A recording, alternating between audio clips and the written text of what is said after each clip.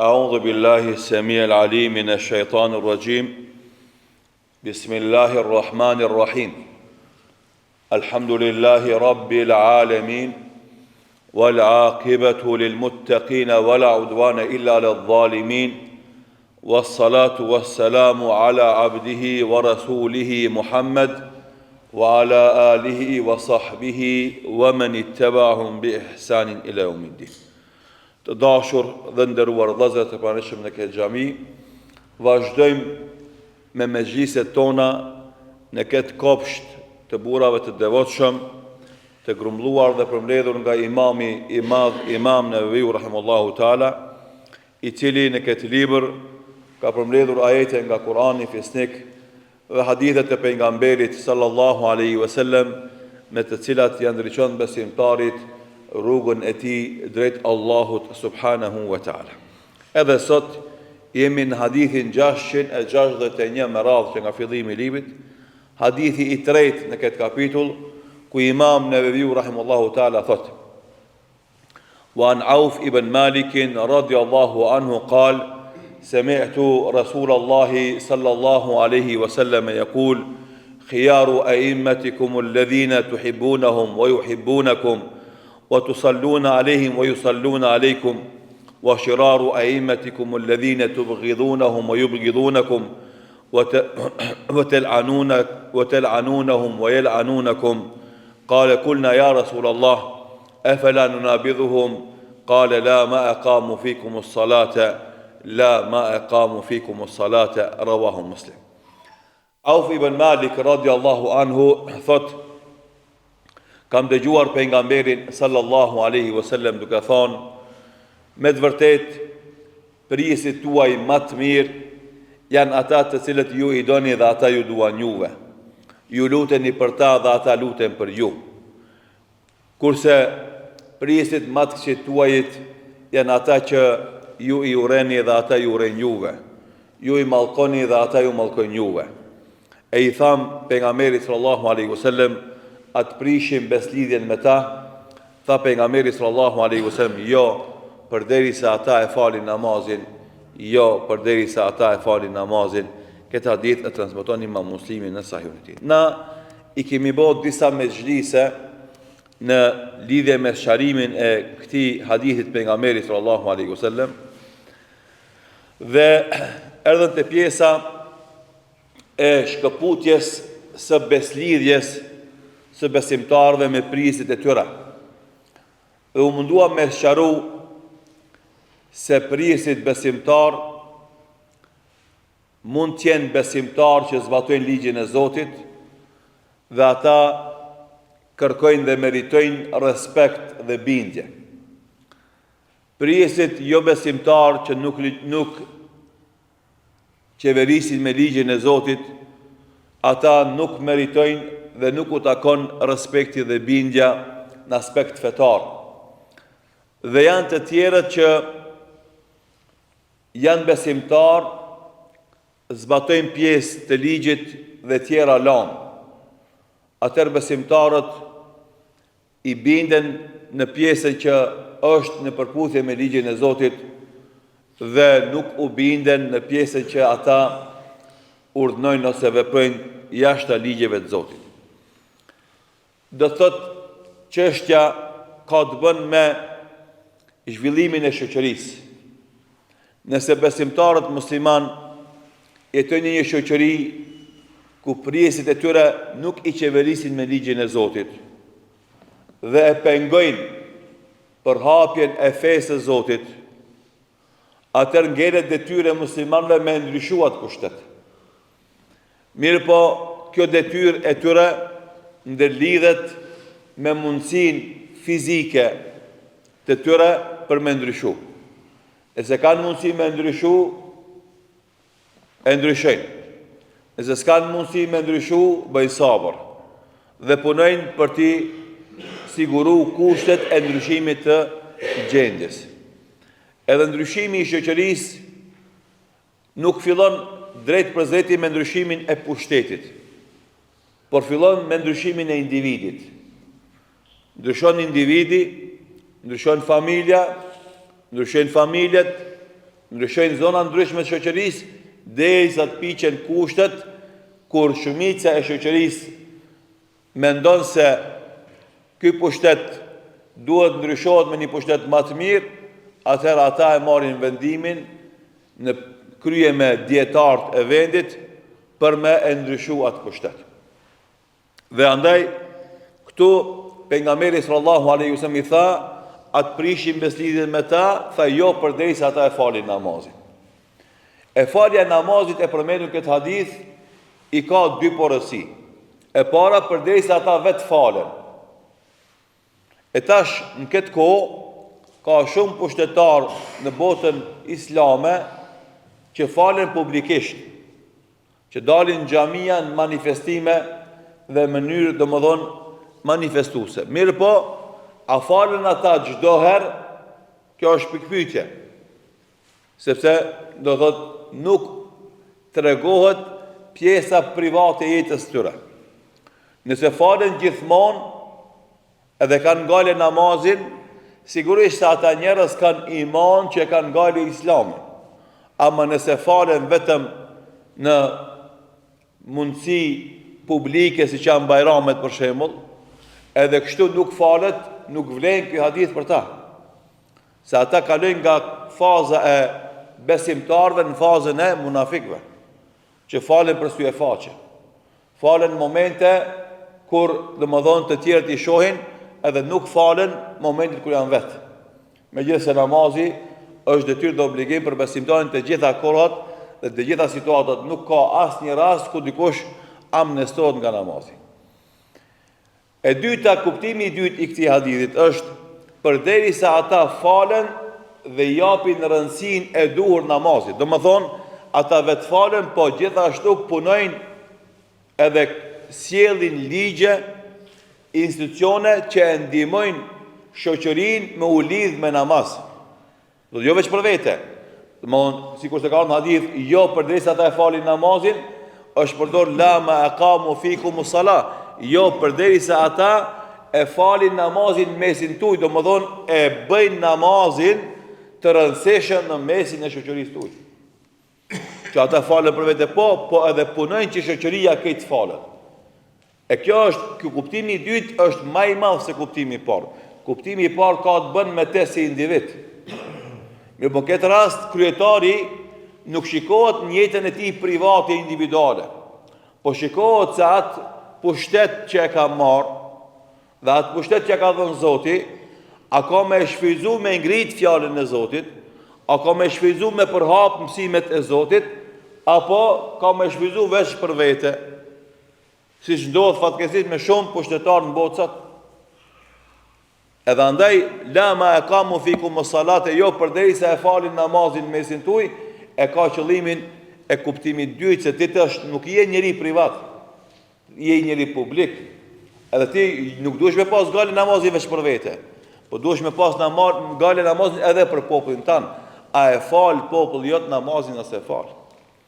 Andaj, pushtetari i vërtet musliman është ai që sjell ligje që në kohët namazit, do thot me pas drejt ai me u fal, edhe mos me pengue punëdhënësin nga namazi.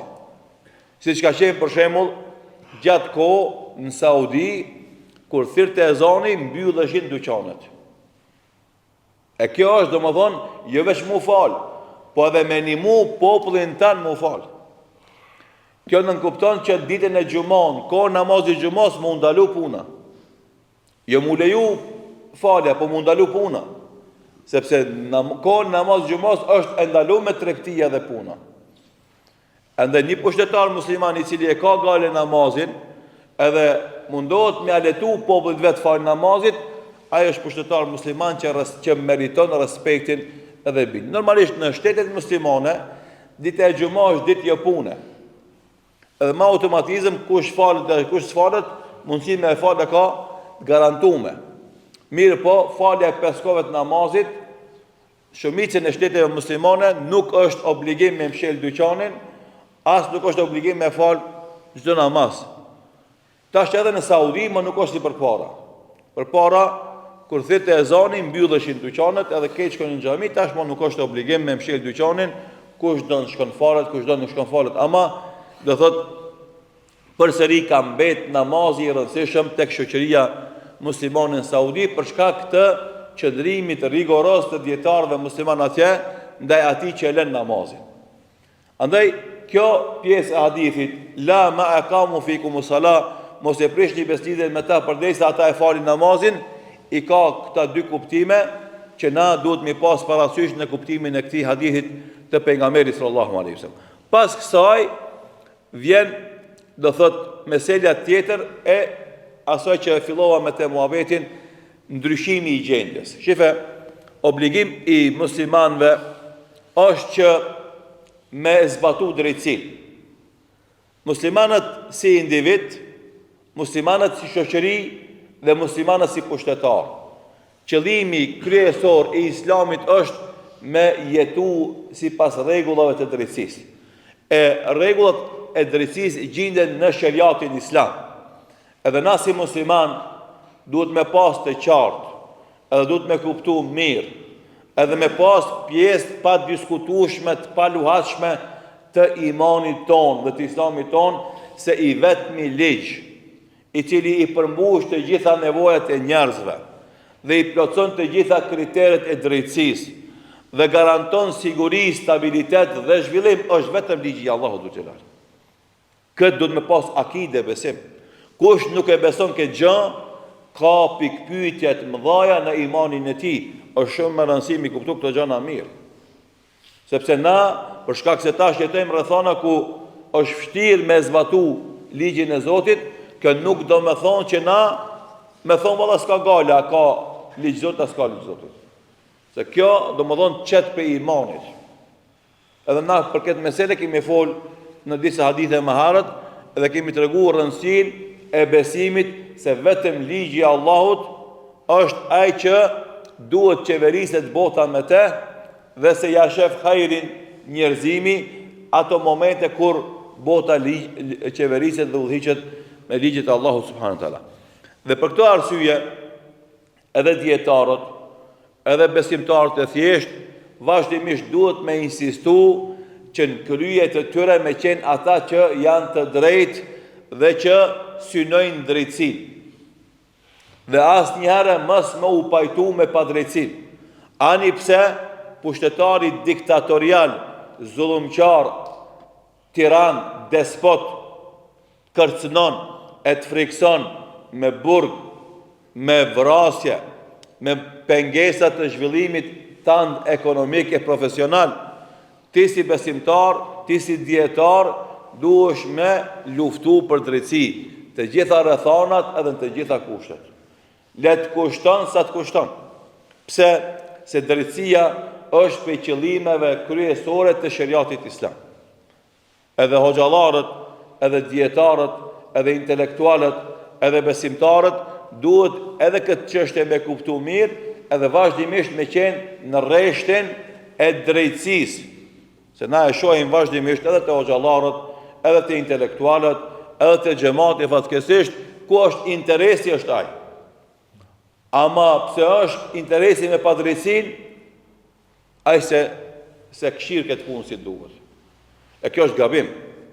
Edhe është moment i llogarisë secili prej neve, edhe unë që flas, edhe ti që ndëgjon, nëse ne rreshtohemi me interesin ton, edhe pse interesi jon në atë rast është me padrejtësinë, na kena më dhënë llogaritë Allahu xhalal.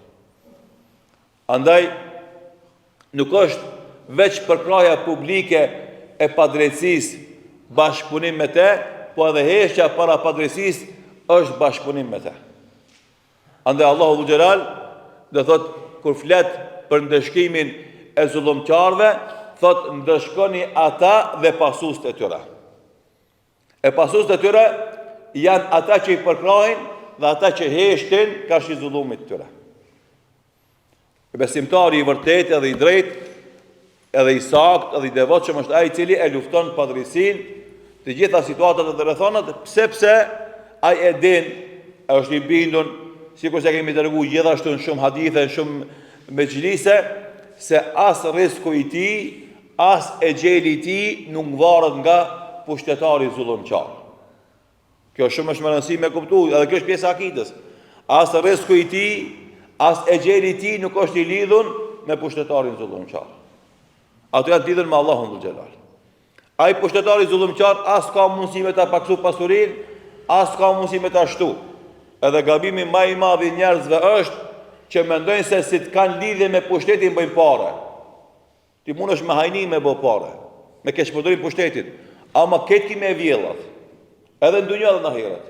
Edhe na kemi thonë dhe va themi vazhdimisht besimtarve që rinë me pushtetin ose rinë afër pushtetit. Mos gaboni me mendu se pushtetin duhet me shvizu me bë pare, me bë pasuni.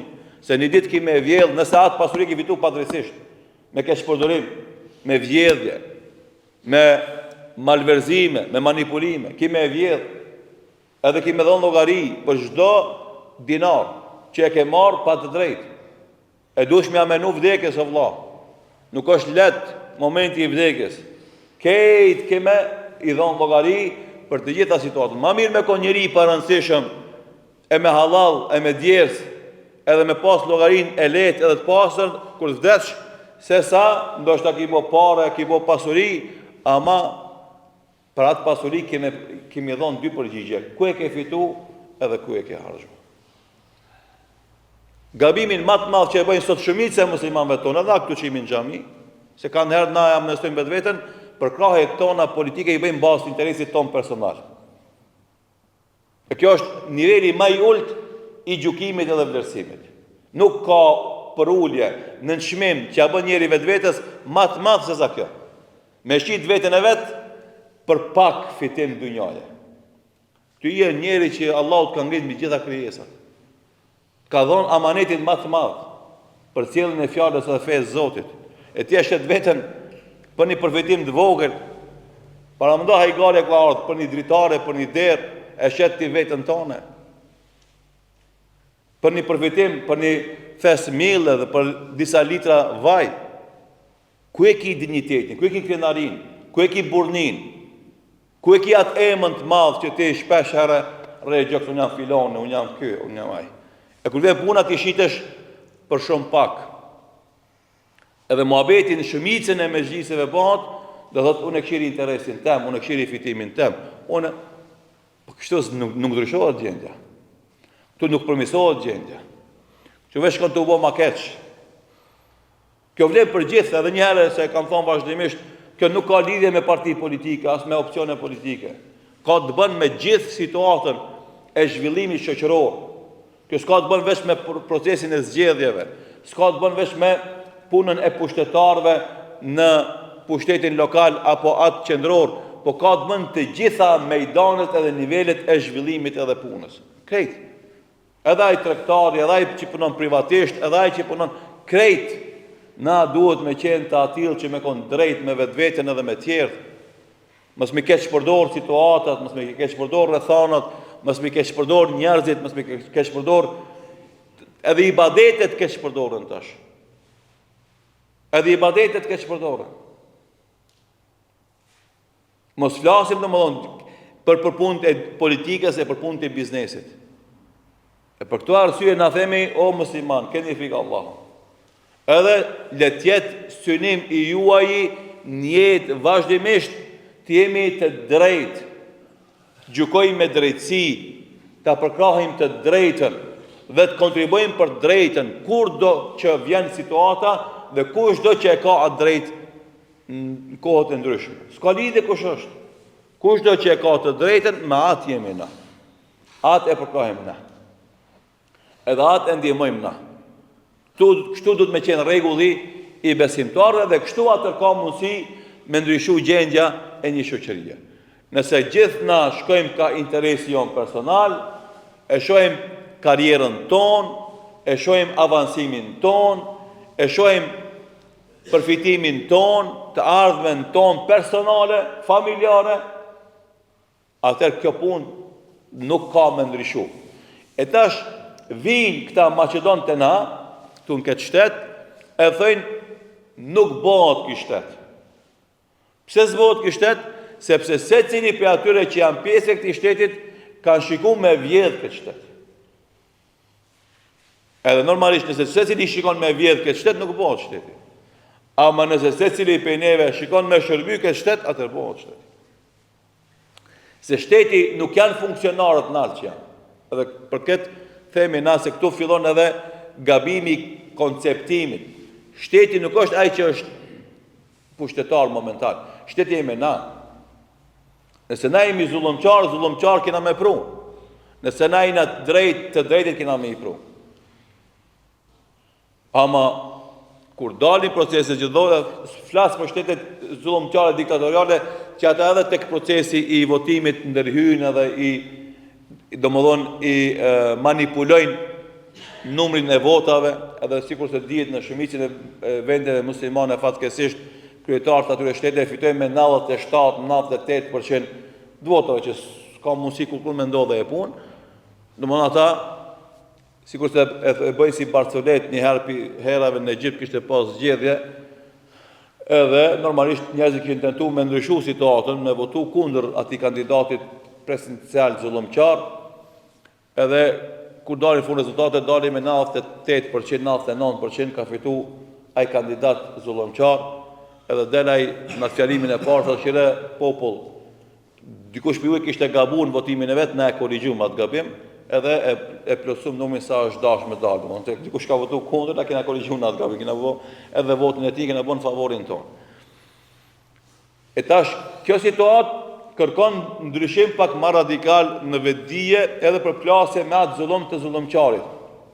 Ama rrethonat tona, ku secili domethënë voton edhe voti e tij ka vlerë edhe nuk manipulohet, atëherë nëpërmes atij mekanizmi ti e tregon revoltën tonë, pakënaqësinë tonë dhe ndryshimin dhe kontributin për ndryshimin e gjendjes tonë. Normalisht ulemat në historinë islame, kur kanë folë për pushtetarët musliman, për ata hulefa që kanë jetuar me islam, që kanë gjykuar me sheriat, që kanë pas qëllim me përhap islamin dhe me jetu me islam, me gjithë maksit që ka pas, këtë ulemat në atë kohë kanë thonë respektoni pushtetarët dhe mos i shikoni gabimet e vogla që i bëjnë ata, se me prish shtetin tonë është dam më i madh se sa na me mojt ke shtet me gabime që i ka, po me këshillu edhe me korrigju. E vinë do hoxhallar sot, ato fjalë të ulemave të asaj kohe, për ata hulefa, për ata kryetarë musliman të mirë, i binë edhe i zbatojnë për kryetarët e sotit.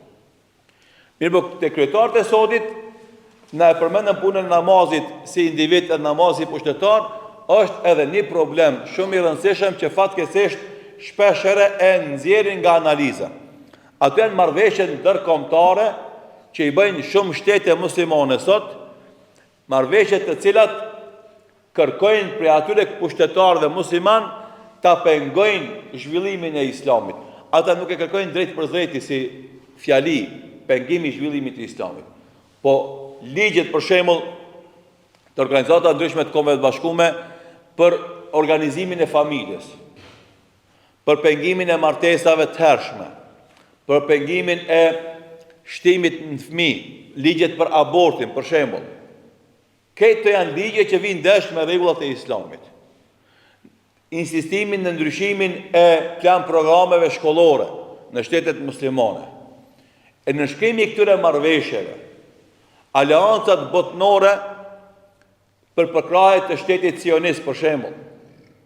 Këto kontrata, këto marrëveshje botnore ndërkombëtare që janë në botë dhe që synimi përfundimtar i tyre është lufta kundër islamit, hyrja në këto marrëveshje, në shkrimi i këtyre marrëveshjeve është gjithashtu njëri prej argumenteve se këta pushtetar musliman nuk e shfrytëzojnë pushtetin me shërby islamin, por ata janë gatshëm me bëj çdo gjë për me mbajtur pushtetin e vet. Edhe normalisht këto situata dallojnë prej situatave ku ka qenë pushtetarët musliman dhe brenga kryesore e tyre ka qenë, do thotë, përhapja e islamit dhe forcimi i islamit. Kjo që më marr këto fjalë të ulemave të asaj kohe, më pru për pushtetarët e sotit është e pasakt, është jo e vërtetë dhe është gabim fatal. Normalisht pushtetit e sotit i përdorin këto fjalë të ulemave edhe disa prej atyre hoxhallarëve që me e arsyetu pushtetin e tyre dhe me argumentu me këta hoxhallar dhe me këta citate se ata duhet të respektohen të gjitha situatat edhe rrethonat, edhe kur ata bëjnë gabime publike, marrin vendime dukshme që janë gabume. E kjo normalisht nuk është e saktë, nuk është nënkuptuar me këtë hadith të pejgamberit sallallahu alaihi wasallam. Dhe meselja e fundit që del nga ky hadith është se për qëllimeve të thirrjes islame është dhe për simboleve të kësaj feje është zbatimi i drejtësisë dhe thirrja në drejtësi, do thot në një shoqëri muslimane, dhe se drejtësia do të më kon strumbullari dhe boshti kryesor rreth të cilit duhet me lëviz angazhimet tona, aktivitetet tona. Thot Allahu dhu xhelal, inna Allaha ya'muru bil adli wal ihsan. Allahu urdhron me drejtësi dhe bamirësi. Dhe thot Allahu dhu xhelal, ya ayyuhalladhina amanu kunu qawwamina lillahi shuhada, o ju besimtar, bëhuni të drejtë edhe dëshmitar për hir të Allahut xhelal. Dhe thot pastaj, dhalika wa man yu'adhim sha'air Allah fa innaha min taqwa al-qulub. E ai që i madhnon këto simbole, e për simboleve Zotit është edhe drejtësia. Kjo është argument, do thot, i takvallëkut që është në zemrat e tyre. Pejgamberi sallallahu alaihi wasallam e ka manifestuar drejtësinë e tij të gjitha momentet e jetës së tij, andaj për rasteve që tregon Imam Buhariu dhe Imam Muslimi sa e tij, thot se ndajke ganimetin, plaçkën e luftës sahabeve, edhe dikush i tha, ja Muhammed erdhi, ndaj drejt, ju duk ati se po ndan me të njofshë, dikujt jep ma shumë e dikujt ma pak. E tha pejgamberi sallallahu alaihi wasallam, laqad shaqitu in lam adil, on do të isha fatzi i pa fat nëse une nuk gjykoj drejt. Domethënë kush nuk gjykon drejt, fatin e ka zi, fundin e ka zi, në dunjën e ahiret. Edhe normalisht të janë rregulla që na duhet me i kuptua dhe sipas tyre duhet me vepru. Gjithashtu pejgamberi sallallahu alaihi wasallam ka thonë, innamal imamu junna, imami është mburoj, yuqatilu min waraihi, shoqëria, populli lufton pas tij, ai është i pari që organizon, do të thotë, mbrojtjen e shtetit dhe populli lufton pas tij, wa yuttaqa bihi, dhe me të mbrohet shoqëria, fe in amara bi taqwa Allahi azza wa jalla wa adala, nëse urdhon me takvallëk dhe është i drejt, kana lahu bidhalika ajr, ka me fitu shpëlimin te Allahu dhu xhelal, wa in ya'muru bi ghayrihi kana alayhi min, e nëse nuk urdhon me devotshmëri edhe me drejtësi, atëre e fiton gjunahin prej Allahut dhu xhelal. Domethënë kryetari e ka takvallëkun dhe drejtësinë obligim, nëse s'ka takvallëk edhe ka pa drejtësi, atëre e ka mëkatin e këtij veprimi të tij. Për këtë shkak, do thotë sahabët e pejgamberit sallallahu alaihi wasallam e kishin me vete parimin e drejtësisë të gjitha angazhimet e tyre çlirimtare që kishin në botë, edhe kudo që shkojshin u tregojshin se qëllimi jon është me nxjerr popullin e këtij vendit nga padrejtësia e pushtetarëve edhe feve të gabuara të tyre në drejtsinë e Islamit si fe edhe si qeverisje. Thot Imam Ibn Qayyim rahimahullahu taala, thot inna man lahu dhawqun fi shariati wa ittila'un ala kamaliha, kush e kupton mirë shariatin islam dhe ka informata detaje të detajzuara për plotësinë e tij, e kupton se qëllimi i shariatit dhe interesi i njerëzve këtë dunjë dhe në ahiret vjen nëpërmes të drejtësisë. Dhe atje ku ka drejtësi, plotësohet interesi i njerëzimit, dhe atje ku mungon drejtësia, aty domethënë interesi i përgjithshëm i asaj shoqërie. Thot fe inna siyasata an, politika, qeverisja është dy forma, siyasatun zalime, qeverisje politik zullumqare, fe shariati tuharrimuha, e shariat islam e bën haram atë qeverisje dhe atë politik. O siyasatu adile, dhe politik apo qeverisje e drejt, tukhrijul haqqa min adh-dhalimi al-fajir, i cili ja merr hakun pushtetarit zullumqar kriminal, fa hiya min ash-shariati atër ajo politik, ajo qeverisje është e shariatit, alime men alimeha, o gjehile men gjehileha, kush do me dit e din, kush do mos me dit nuk e din, ama kjo është rregulli. Pra qeverisja dhe politika që nga dy forma, ajo zullumqare, shariati e ndalon, dhe ajo e drejt, shariati e obligon. Dhe këto rregulla, për cilët na kemi folë vazhdimisht në këto hadithe dhe do flasim të ardhmen, janë të rëndësishme me i kuptu dhe sipas tyre na me jetu dhe me ndërtu çdo herë jetën tonë. Me këtë sharim na e përfundum sharimin e hadithit të tretë në këtë kapitull, që inshallah taala ndesën në ardhshëm me vazhdu me hadithin e 4, hadithin 662 dhe hadithin e fundit në këtë kapitull inshallah taala, duke lutur Allahun vazhdimisht në ditë të dobishme dhe vepra të mira, në sinqeritet në fjalë dhe vepra, dhe ashtu si na ka bashkuar në këtë xhami për të mësuar këto hadithe të pejgamberit sallallahu alaihi wasallam. Allahu i madhëshëm na bashkoft me Muhammedin sallallahu alaihi wasallam në xhenetul firdaus. Wallahu ta'ala a'lam, sallallahu ala Muhammedin wa akhiru da'wana alhamdulillahi rabbil alamin.